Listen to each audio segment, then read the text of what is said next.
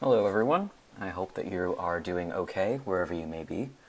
Today I am going to give you a brief overview of what autism is, the diagnostic criteria, some theoretical perspectives of autism, and how those perspectives have influenced the research questions we ask and the studies we design. We're also going to spend a fair bit of time on one very recent study that examines how autistic people interact with each other, how non-autistic or neurotypical people interact with each other, and what happens when autistic and non-autistic people interact. Then we're going to talk about why the study may have found what it did and some implications of that research. So, off we go.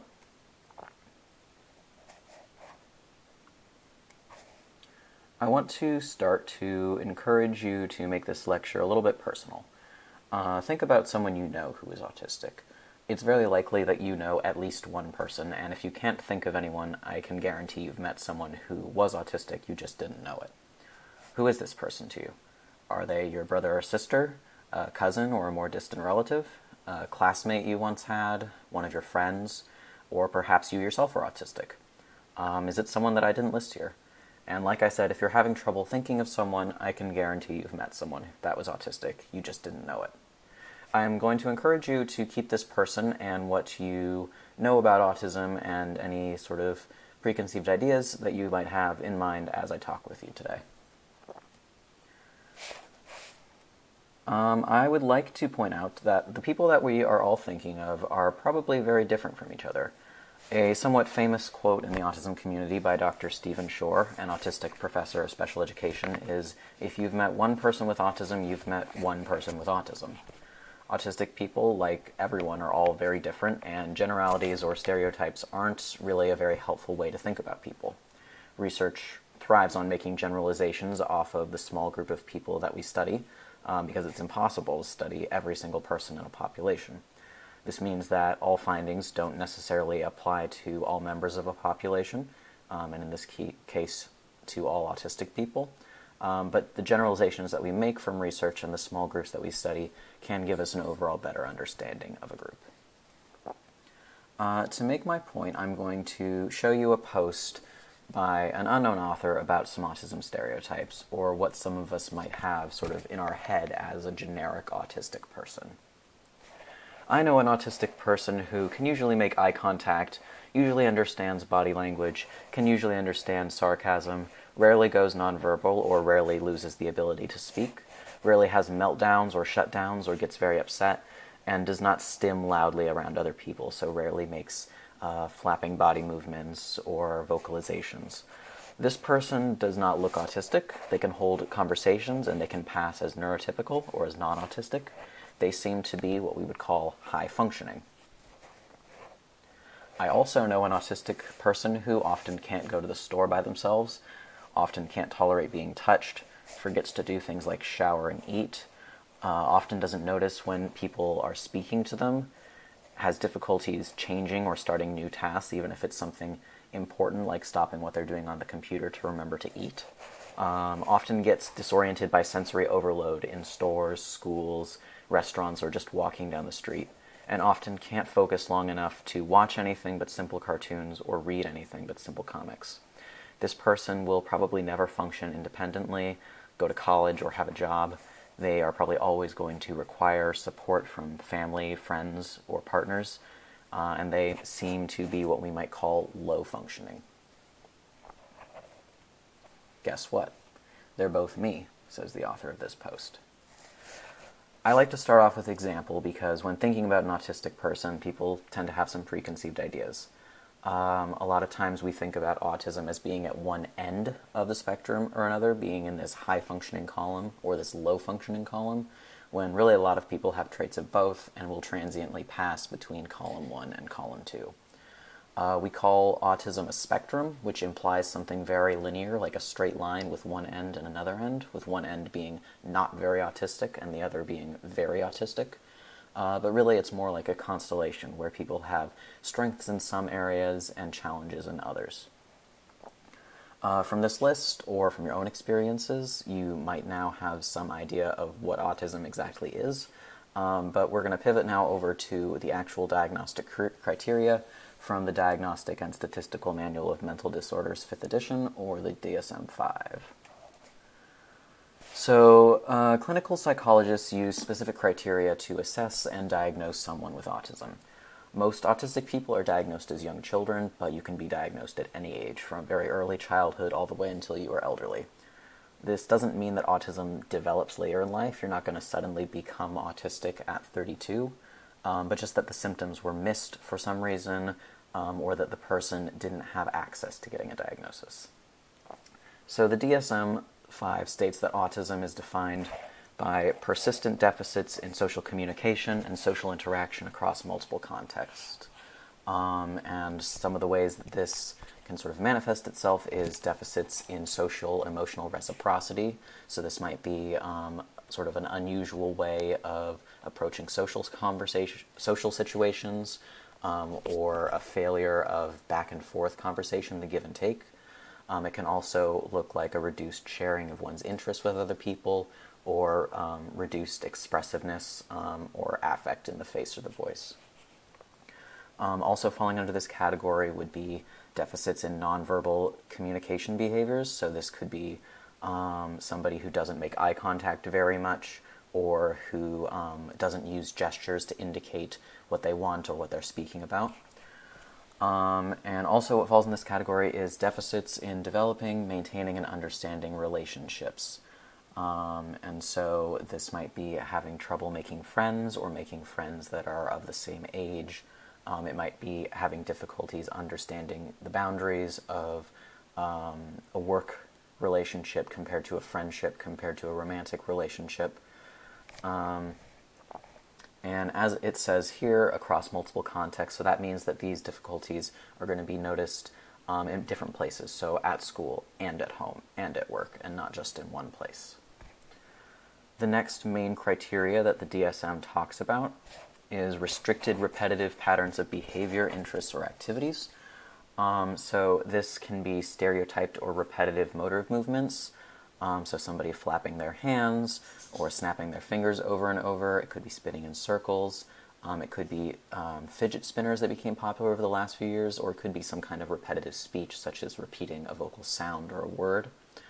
Also in this category is insistence on sameness, inflexible adherence to routines or ritualized patterns of behavior. So this could be if someone drives the same way to work every day and one day there's a detour. And it could be very distressing and upsetting for an autistic person to have to deal with this sudden and unexpected change. Highly restricted fixated interests that are abnormal in intensity or focus are also under this category. This is often called a special interest, so that's knowing a lot about or spending a lot of time on a specific topic. So maybe someone has a really expert level of knowledge in Greco-Roman art, or someone has seen all of the episodes of Paw Patrol and can tell you the specific plot points that happened when episodes air and other very specific details, so becoming really an expert in a subject. And finally, under this restricted and repetitive category, we have hyper or hyporeactivity to sensory input. So an example of hyperreactivity would be getting very upset to noises, such as the electric hum that fluorescent lights emit. An example of hyporeactivity could be seeking out rough textures on walls to run your hand over.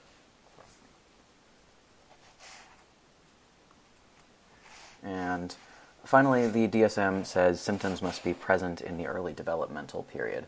So that when I said early, that means that autism doesn't suddenly develop later in life. Symptoms have always been present, but they may not have been fully noticeable by other people until social demands get more complicated.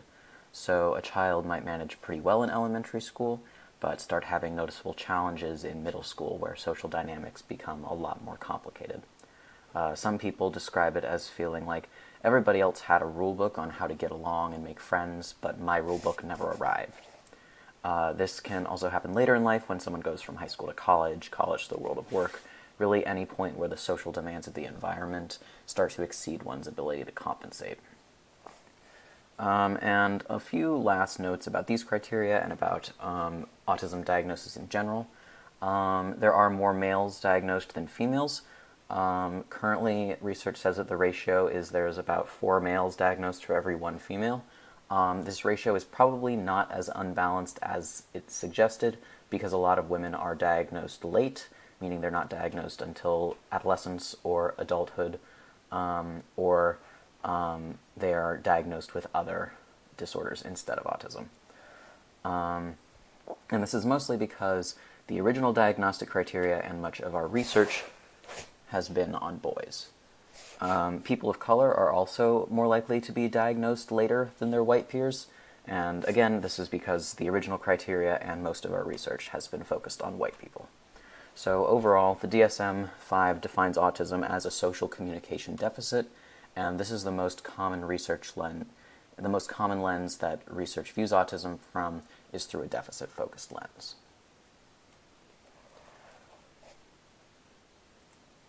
And so I am going to briefly tell you about a study from the late 80s using this deficit lens of autism. This study, and many in the area of autism research, comes from the perspective of autism is a deficit of communication and interaction, so let's find specifically what those deficits are. So this is a pretty classic exemplar on autistic people and emotion recognition. But first, before I tell you more about it, we are going to fix the title. Normal is not a particularly helpful word in this context. It's vague, it's unhelpful, it's been used to justify the mistreatment of a variety of groups of people, so we're just going to scratch that and say non-autistic. Non-autistic is more specific and accurate, which is something that we really care about in research, and it also decenters not having a disability as being sort of the default experience. So anyways, in this study, autistic and non-autistic participants were shown a picture of an emotion context, and then they were given 5 pictures of faces expressing an emotion. They were told to pick from those 5 emotion faces which face would be elicited by the emotional context. So if the emotional context was a picture of a mother and a baby playing, they would then be shown 5 pictures. The faces in those 5 pictures would be showing a happy face, a sad face, an angry face, a fearful face, and a neutral face. Participants would then have to pick from those 5 emotion faces which emotion goes in the context of this mother playing with her baby. And in this scenario, happy would be considered the correct answer. So with the deficit perspective of autism, what would we expect to find in a study like this? This study would fall sort of under the category of investigating persistent deficits in social communication and social interaction across multiple contexts from the DSM. So from this, we would probably expect that autistic people correctly match the emotion face with the context fewer times than non-autistic people. And again, we're going to correct our labeling. So let's get oriented to this graph. On the x-axis, we have the 5 emotion faces that participants had to choose from. And on the y-axis, we have the percentage of correct responses, from 0 being never correct, up to 100 being always correct. You see that the graph tops out at 80 because on average, no one was correct more than 80% of the time. And the light bars show the non-autistic participants' percentage of correct responses, and the dark bars show the autistic participants' percentage of correct responses. So for angry, sad, and fear, autistic people were correct significantly less than non-autistic people. So autistic people were less accurate in matching contexts eliciting anger, fear, or sadness to the correct emotional face. There was not a significant difference in happy or neutral faces. So the way you could interpret this is as, yes, autistic people do have a deficit in communication. They can't recognize emotions as well as autistic people. But when you sort of take a step back and think about the context of which the study was designed in, when designing this study, as with many autism studies, the authors had both autistic and non-autistic participants with a focus on comparing the groups. What can non-autistic participants do that the autistic participants cannot? So the authors came in with a deficit-based perspective, and they came out with results supporting that theory. So I'm going to come back to this in a minute and discuss a few additional considerations. So we've talked about the diagnostic criteria of autism, and one of the studies from that deficit-based perspective. However, like many things in the world, there is more than one perspective on autism.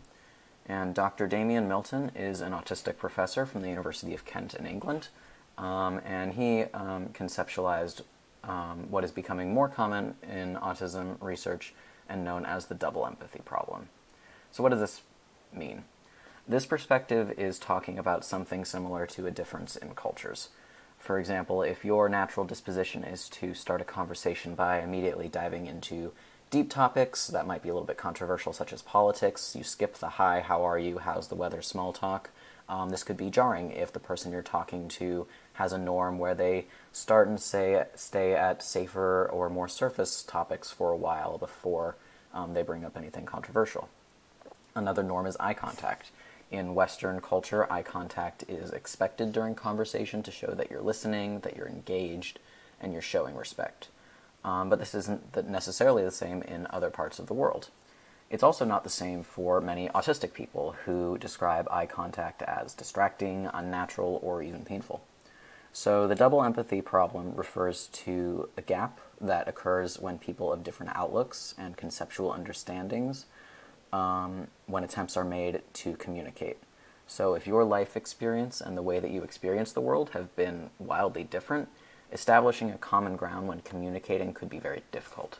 The term double empathy refers to the view that these challenges are somewhat of a two-way street. So in contrast to the traditional deficit perspectives of autism, which put all of this sort of burden on the autistic person, the double empathy problem redistributes it. It considers that there's an interaction, so that means there have to be at least two people involved. So if there are difficulties in this interaction, the experience of difficulty is occurring on both sides. So on the side of the non-autistic person and of the autistic person. And an interesting point of how Dr. Milton conceptualizes this problem is that this disjuncture may be more severe for the non-autistic disposition as it is experienced as unusual. So what he's saying here is that being non-autistic or being neurotypical is sort of the common experience. Most people in the world are not autistic. So most non-autistic people, when interacting with someone else, are interacting with someone who is also neurotypical, someone who likely has a similar way of experiencing and interpreting the world. So when a non-autistic person interacts with an autistic person, this might be confusing or upsetting or uncomfortable if the interaction doesn't go as expected. And Dr. Milton continues to say that for the autistic person, it is a common experience. So what this means is that from the autistic person's perspective, most of the world is not autistic, is not like them, and thus does not experience and interpret the world in a way that is similar to how they experience and interpret it. Most people that an autistic person interacts with are not autistic, they are neurotypical, and they experience the world in a non-autistic way. So it is pretty common that an autistic person experiences this disjuncture and reciprocity in social disposition. This experience might not be as disturbing or as upsetting for the autistic person as it would be for a non-autistic person, because the autistic person is kind of used to this. It is the norm to interact with someone who sees the world very differently than you do as an autistic person. So now we're going to talk a little bit at how research has started to look at double empathy. And we're going to do that by looking at a study that is similar to the emotion recognition study that we just talked about. So this study pretty nicely illustrates the double empathy perspective using non-autistic participants. Shepard and colleagues did a similar study to the one we talked about a few minutes ago, where non-autistic participants watched videos of someone reacting to a context designed to elicit facial expressions. So in this video, an autistic person or a non-autistic person, we're going to call them the target, reacted to someone either telling them a joke, telling them a story, making them wait, or giving them a compliment. However, the video was cut so that the video viewer, the study participants, only saw the target's reaction and not the situation that elicited it. So the non-autistic video viewer, our participants, then had to decide which situation, the joke, the story, the waiting, or the compliment, elicited the target's reaction. So how do you think this is going to turn out? If we consider autism as a unilateral deficit, a one-way issue of communication differences, where the responsibility of any communication breakdown is solely on the autistic person, then we are going to expect possibility one, that the non-autistic video viewers are going to be pretty accurate at matching the reaction with the appropriate eliciting situation, no matter if the target in the video, so the person reacting, if they were autistic or if they were non-autistic. However, if we think that double empathy theory is at play, then we might expect possibility 2. So for non-autistic video viewers to be less accurate at matching the reaction to the appropriate eliciting situation for autistic targets, because they are watching the reaction of someone with a different social disposition and different world experiences than themselves. We would also expect them to be more accurate comparatively at matching non-autistic targets' reactions, because they are watching the reaction of someone who has a similar sort of world experience and way of interacting with the world as they, as non-autistic people, do.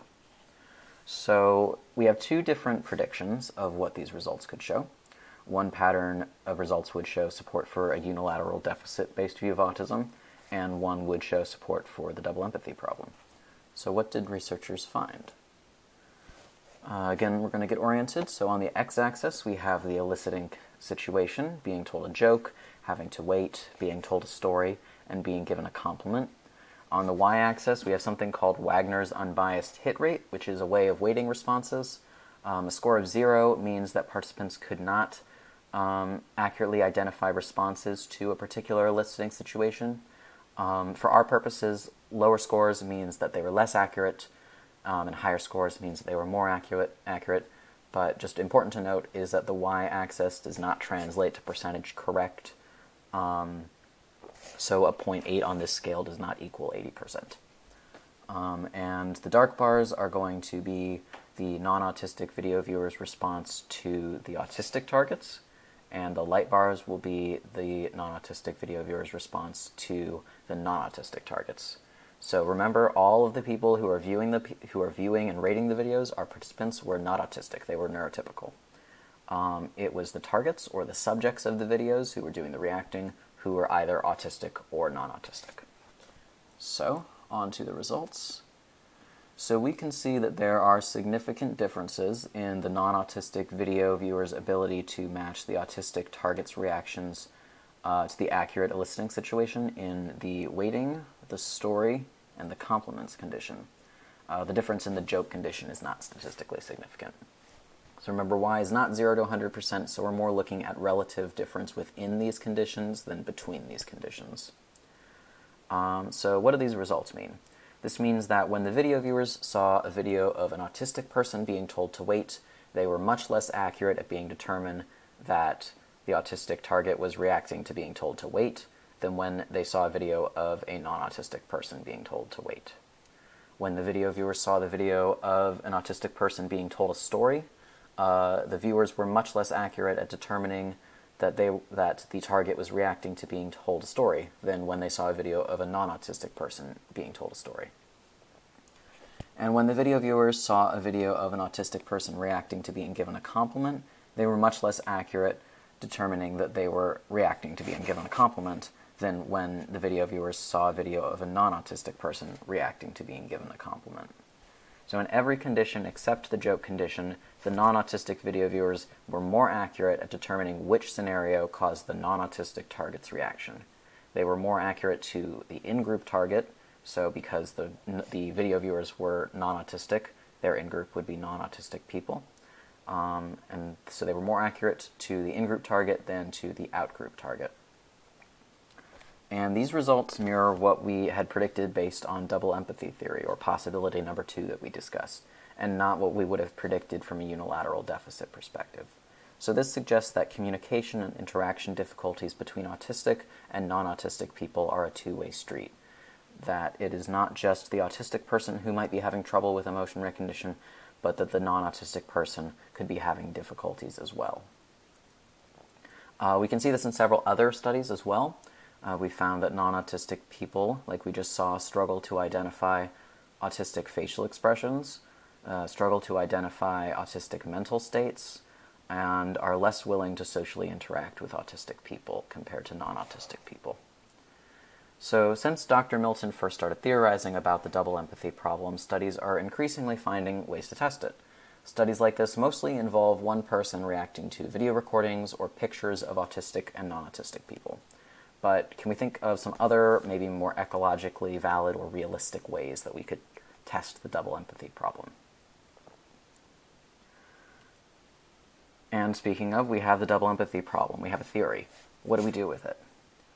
Psychology has long been a field of studying individual people doing strange things in strange situations, and that's not how we live most of our lives. One theory, social baseline theory by UVA's own Jim Cohn, suggests that our natural expectation is to be around other people. Being alone is unnatural and unexpected for humans, and so solitary studies are probably not the best indicator of human behavior. So to test double empathy theory, a theory of interaction, we should study people socially interacting. But how do we do that? One way is to quantify social interaction through information transmission. Just like anything else you'd ever want to study, you can look at social interaction from about 1 million different angles. I am going to talk to you guys all about a study that tests the double empathy theory and quantifies social interaction as information transmission.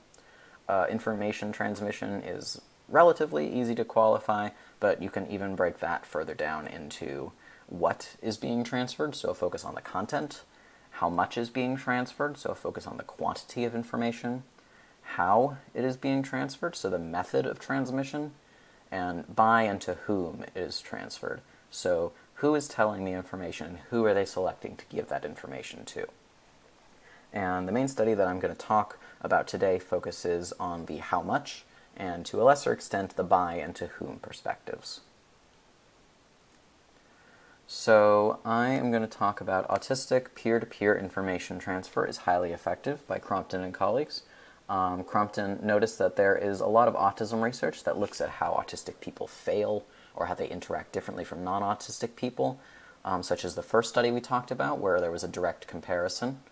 But very few studies have looked at how autistic people interact with each other.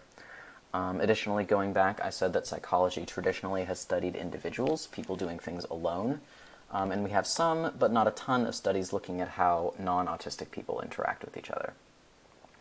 So this study sought to directly compare how autistic and non-autistic people interact when in matched, so same diagnostic status, or in mixed, so different diagnostic status pairs, in an information sharing context.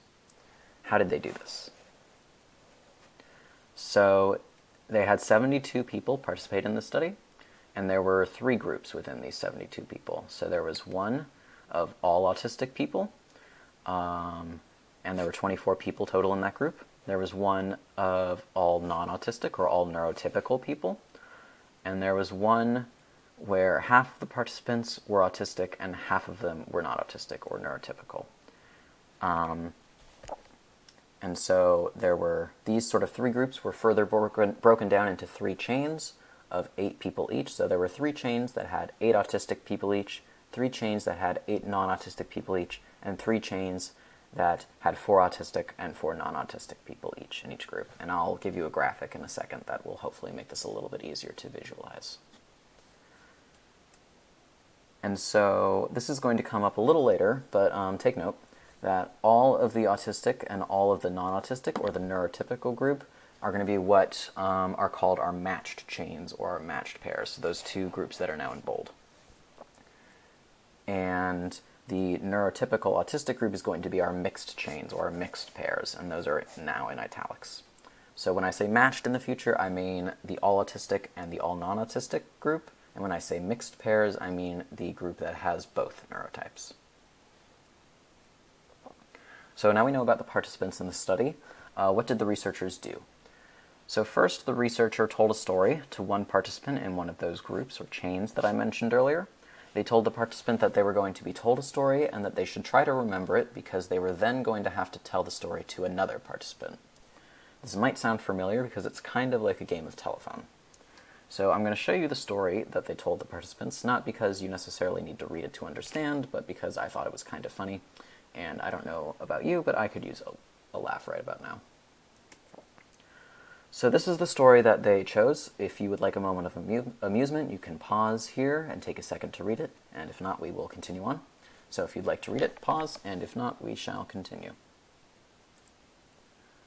So hopefully you found the bear in the TC story as amusing as I did. I'm going to walk you through what the experimental design looked like. So Crompton and colleagues used a transmission or diffusion, I'll use them interchangeably, chain technique. This is a method that is commonly used to measure how much is being transferred, like I mentioned earlier, so focus on the quantity of information. So like I said, the researcher told the story to the first participant, A, in the chain. The participants were told they should try to remember the story because they would have to later tell it to another participant. In the autistic chain, the participant was autistic, and in the neurotypical chain, or the non-autistic chain, the participant was not autistic. And I'll talk about the mixed autistic neurotypical chain in a couple of minutes. So after telling the story to A, the researcher left the room, and the second participant, B, enters. A tells B the story. In the autistic chain, both A and B were autistic. In the neurotypical chain, both A and B were not autistic. So this is going to continue in that everyone in the autistic chain is autistic, and everyone in the neurotypical chain is not autistic. So I'm not going to specifically mention that anymore. What do you think happens next? Yep. A leaves the room, and the third participant, C, enters. So B tells the story to C, and then B leaves the room, and so on until we get all the way to our eighth and our final participant, H.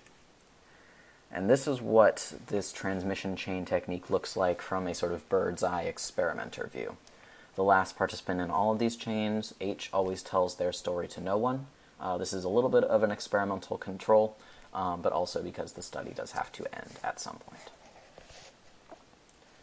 Now, all of this works pretty much the same way with the mixed autistic and neurotypical chains. So the researcher tells the story to the first participant, A. A is always a neurotypical person. The picture here is red and green, so I apologize if you have difficulty differentiating those colors. I didn't make this figure, but it is labeled at the bottom. But yes, in each of the mixed chains, the first participant, A, was always neurotypical. This was a decision also for experimental control purposes, but it is possible that there are some interesting implications for why starting with a non-autistic person compared to an autistic person may lead to some slightly different results. Like I said, this chain functions pretty much the same as the previous chain we talked about, where the researchers tell the story to participant A. After telling the story to A, the researcher leaves the room and the second participant, B, enters. A tells B the story. You can see here in the figure the neurotype alteration. A is neurotypical and B is autistic. After A tells B the story, A will leave the room and a third person, C, who is neurotypical, will enter.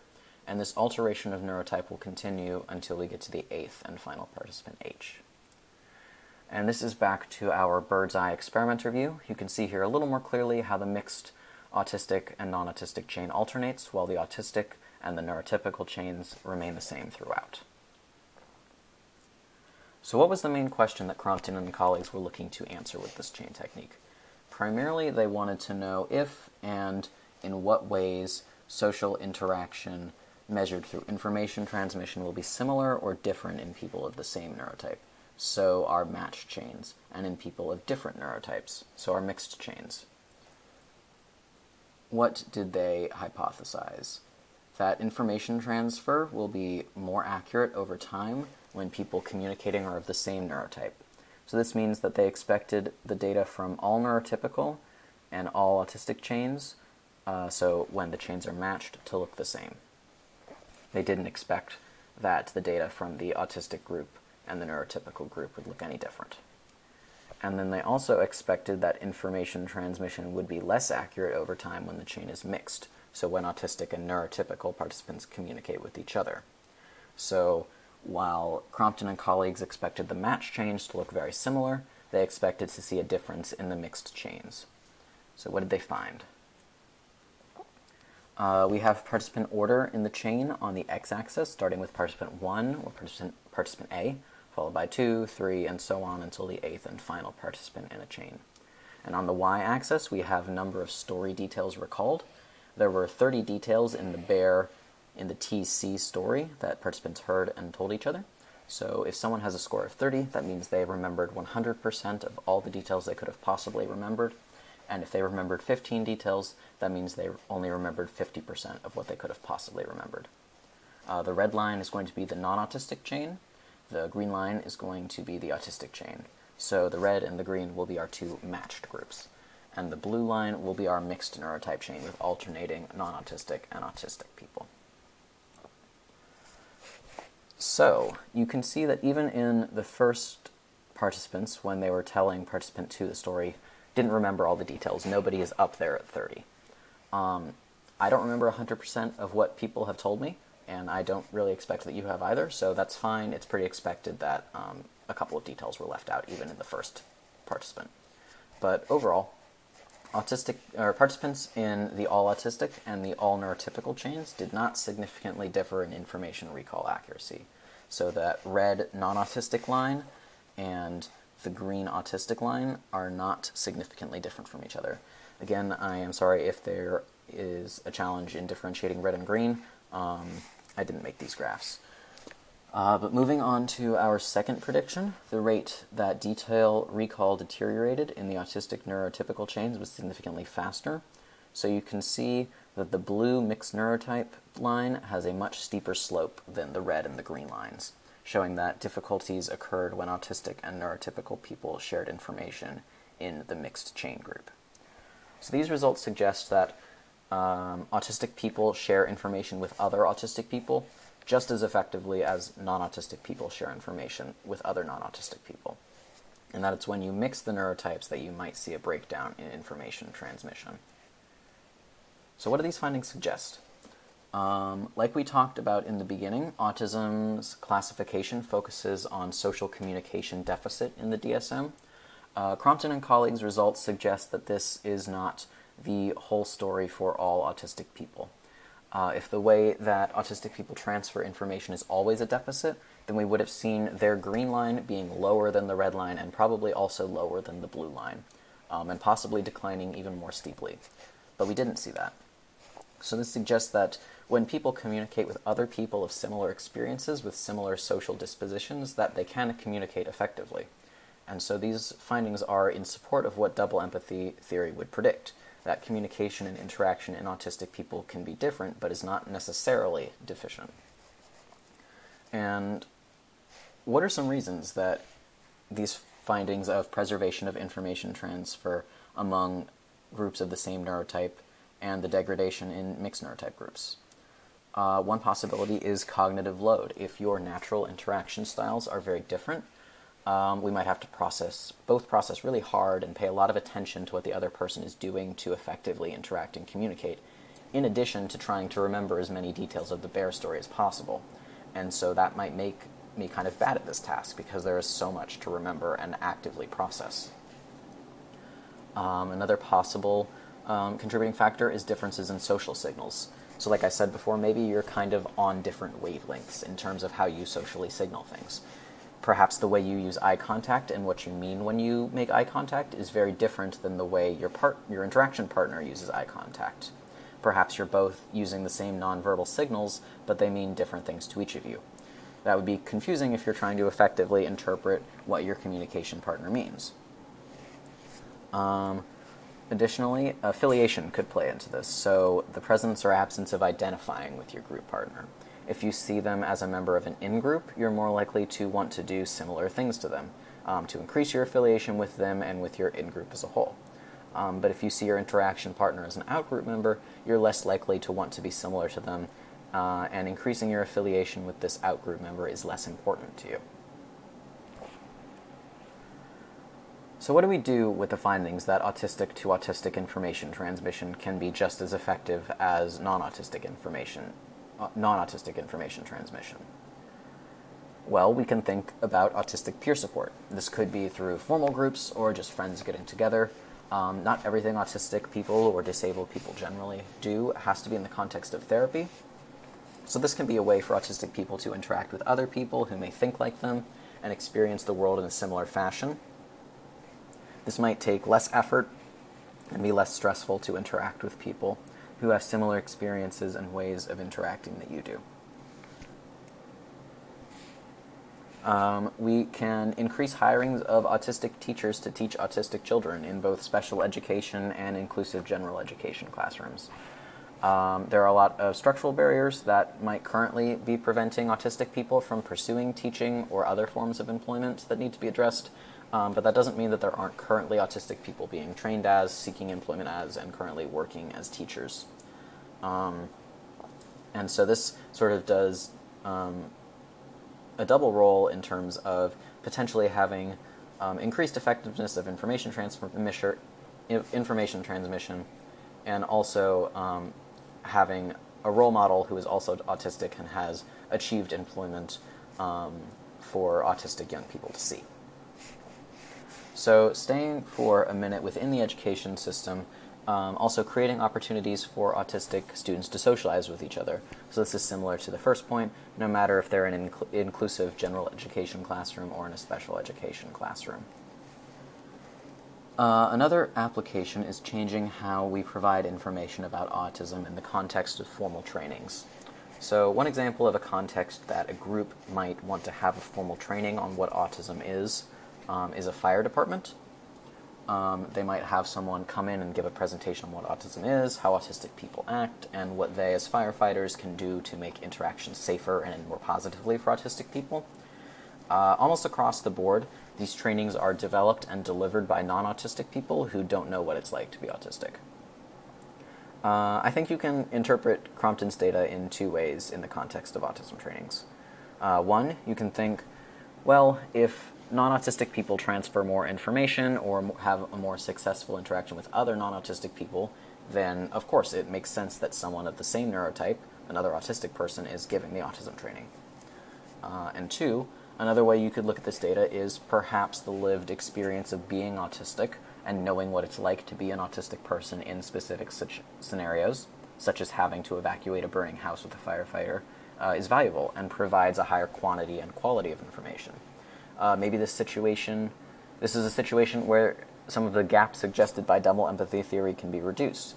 If the non-autistic people listening to the autistic person delivering the training now have a better idea of how that autistic person, and generalizing beyond that person, experiences the world, perhaps the steeper decline in information transfer will become less steep, that the blue line would look more similar to the red and the green lines.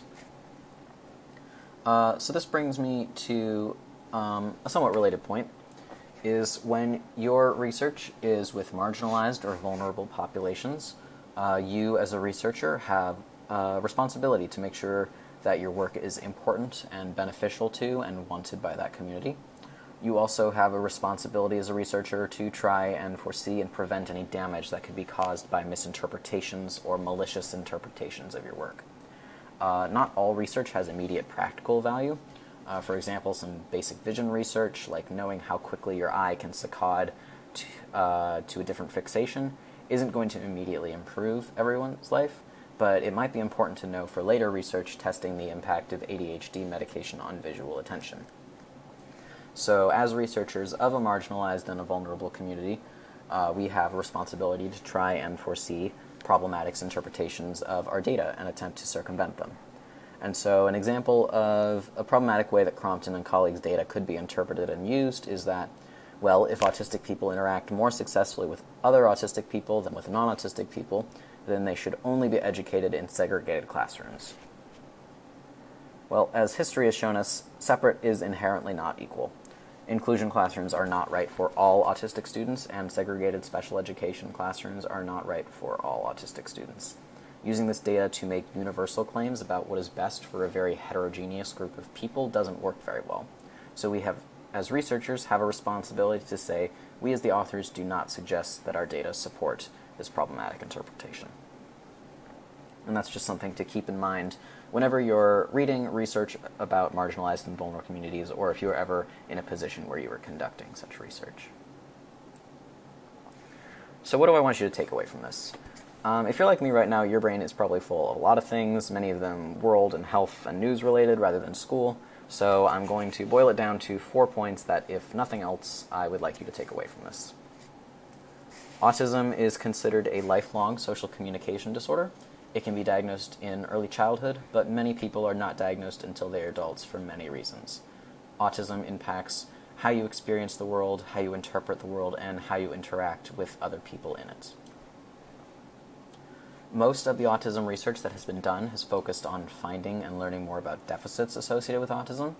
You can look historically at how autism was first described in America by Dr. Lee O'Connor and see how his description as a non-autistic person making interpretations about autistic children's behavior has shaped autism research over the following 60 or so years.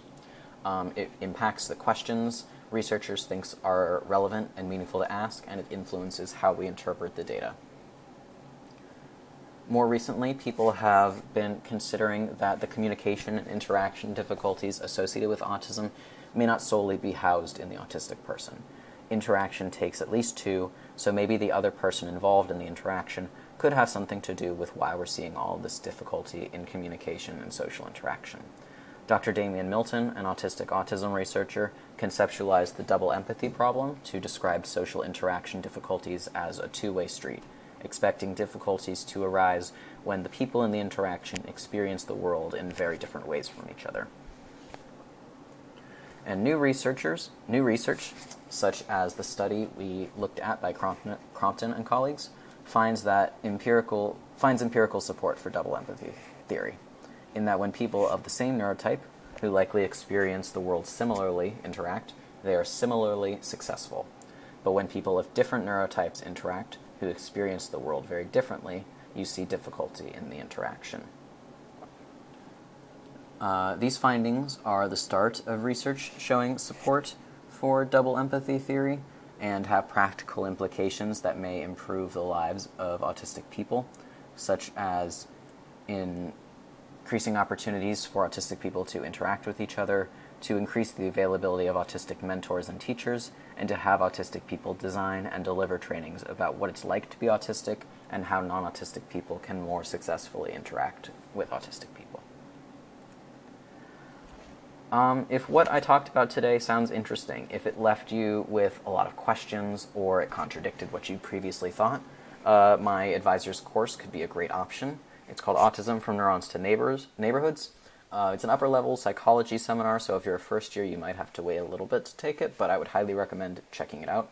It's a great way to get an overview of autism research, the theories under which studies are designed, and how that influences the kinds of questions you think to ask, and to read work written by autistic people themselves.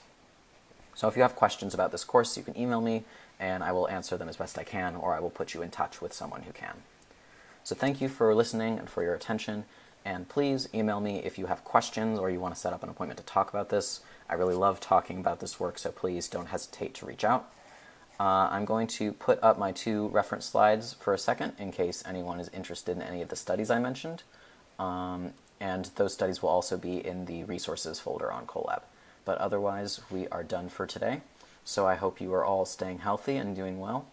And thank you for your time and attention.